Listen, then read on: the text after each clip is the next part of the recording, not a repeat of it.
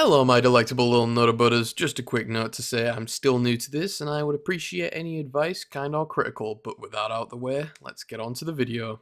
Please subscribe. Ever heard of a little game called Elden Ring? Well, it's about a vast open world where you defeat beasts, warriors, gods, and you die. Like, a lot. Well, 7 or so months back, this game got a DLC called Shadow of the Erdtree, which added a lot, and I mean a lot, of content. But Goji, I hear you ask, why does this matter? Well, my dear viewer, soon-to-be subscriber, although this DLC was so good it was nominated for Game of the Year, which I didn't even know was possible for a DLC, that's how good it was, only 35.5% of players, as of making this video, who spent their £75, or about $95 in freedom units, are the only ones that can actually play the DLC, because to get to the DLC, you need to kill Mohg. And Radahn, but they nerfed the hell out of him, so he's not really an issue anymore. Anyway, out of the kindness of my own heart, and because I can't afford the DLC, I decided to help some of those players. But first, some ground rules. I must start a new game, and I am allowed to use whatever build I want, so bead and weeb it is. I then must get to level 85, the recommended level for most players is 100 to 110 by the way, but for invading other worlds to help I will be reaching level 130. The only reason I didn't make it lower is because if you're too lower level, there is less chance you'll be summoned, at least that's what I noticed in the past. I must play the game to get to Mohgwyn's palace. I must kill Mohg 100 times. 101 technically, since the first time will be me doing it for myself, and that's a no-no, you know, I'm here to help people, not myself. But for the final rule, I must have a name befitting of my quest.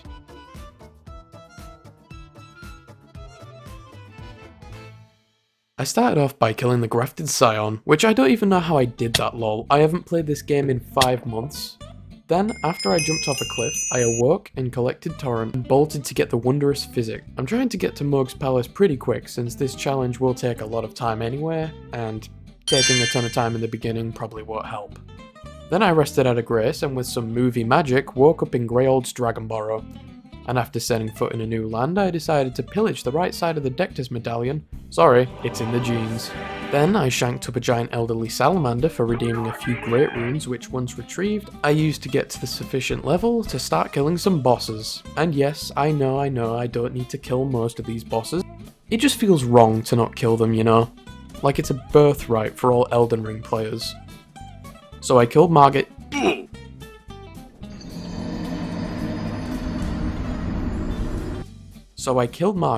And once his dramatic exit was over, I went straight to the worst boss in the game, killed the worst boss in the game, and decided to fill the empty talisman pouch I got from Margit with the green turtle talisman, which increases my stamina regeneration. And against my inner conscience, killed the best girl Alexander Potts so I could also get the warrior jar shard. I then completed the Dectus medallion, and then decided to finally go to Mohgwyn's palace. So I have to invade 3 players' worlds, but don't you worry, I'm doing this challenge to help people not kill them, so I committed forever sleep every time, apart from the first guy who died the second I spawned in. I guess Mohg Lester's presence was just too much for a mere mortal. Like, I activated my Conqueror's Haki and he imploded.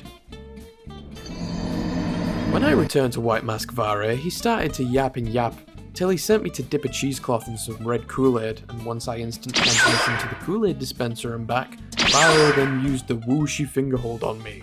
Skadoosh.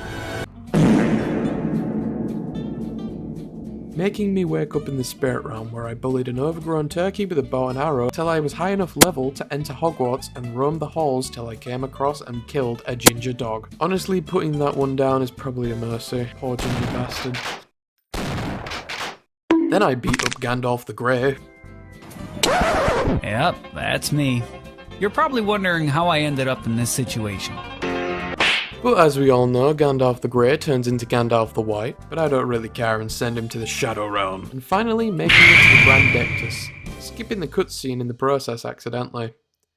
I then get my second katana, only growing in my weebiness, and also collect a purifying crystal tier, which is probably the most important item for this run, since it is specifically for killing Mohg. It basically just makes his face changing attack useless. Running to the capital, I killed Margit again. I'm dying. And also killed Goldfrey, which has the funniest death animation in the game in my opinion. also giving me my final talisman pouch in the process, which is why I really came this far anyway. But since I'm here, I might as well kill Margaret again. I'm dying. But finally, I'm on to...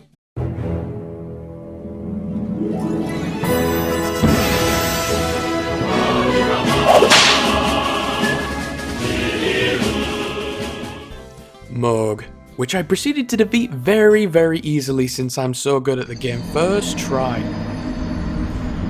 Oh, well, definitely second try.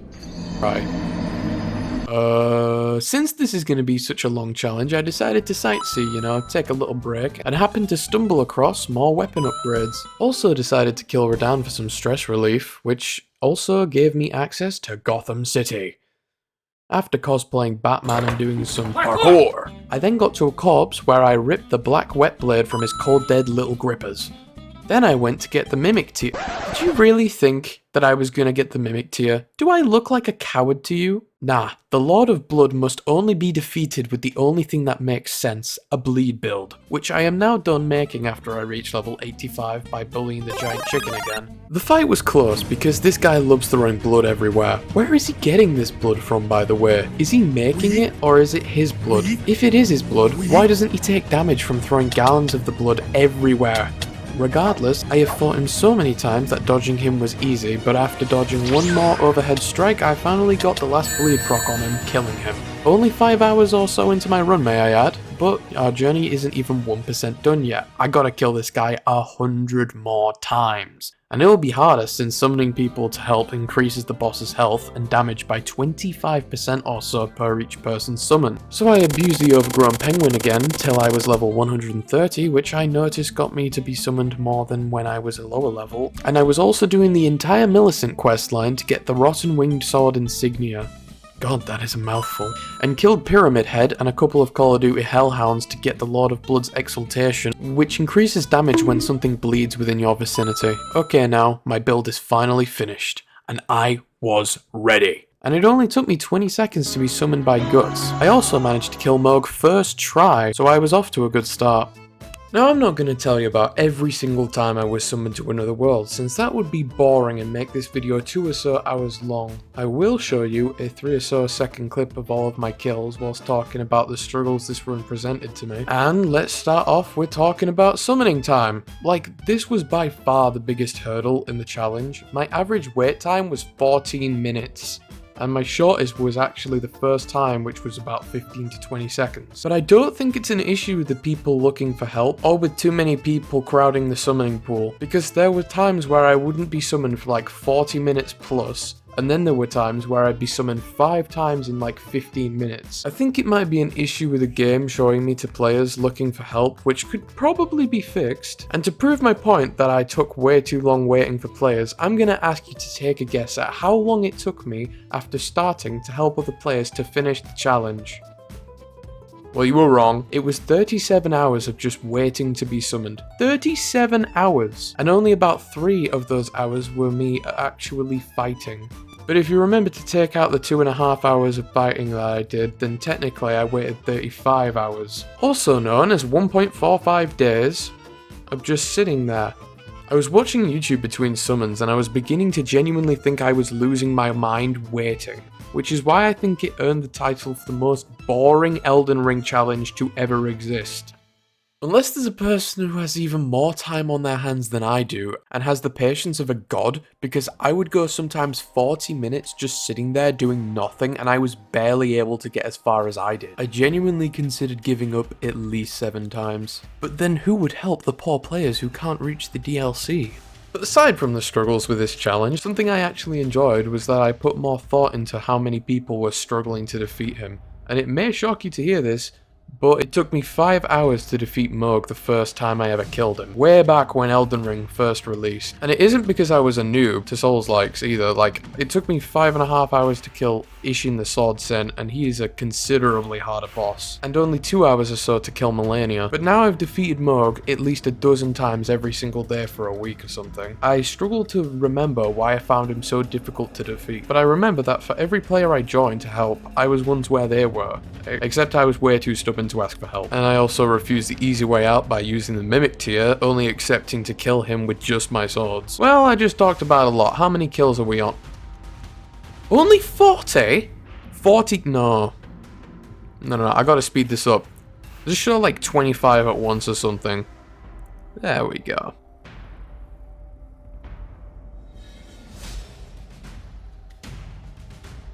And another hurdle I encountered when starting this challenge was the players. Like, I'm offering to solo Mohg for you, yeah?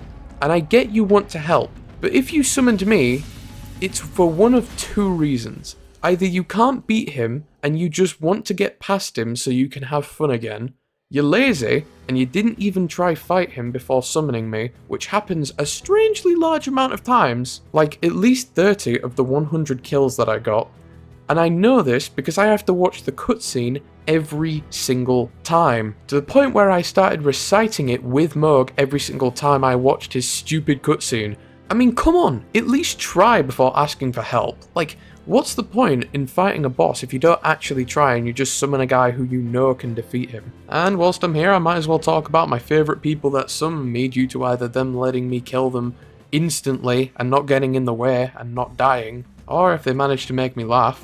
Well, a player called Matt was probably one of the only people who actually helped by staggering him by throwing rocks at him, which I know sounds weird, but the most players try to help. They end up making Mohg change aggro, making me jump in front of him to get his attack on me again, and since most players are terrible at dodging him, causing them to die. I feel like Piccolo jumping in front of Gohan every single time they almost die. Another couple of people I liked were actually two people because they were the holy duo, Jesus and Satan. Why these two were playing together, I don't know, but they were actually dressed like Jesus and Satan, and 70 kills and 20 hours of waiting or so in. These two are the reason why I continued my noble journey to help players reach the DLC. Honestly put a smile on my face. But thanks to sheer determination, I finally was able to kill Mohg for the 100th time. Oh my god, I finally did it! What a journey it has been. Taking a total of 48 hours, 2 whole days, and if you ask me if I thought this challenge was worth it, worth helping hundreds of players, I'd say not at all. Of course I do, because it's not about the runes or the hours upon hours of waiting. It's about being the best Mohg I can be. If you made it this far into the video, I'm gonna give you another little star on the forehead, there you go. And also, I'm gonna have to ask you to skadoosh that like button and Mohg the subscribe button. Might as well caress the notification bell whilst you're there.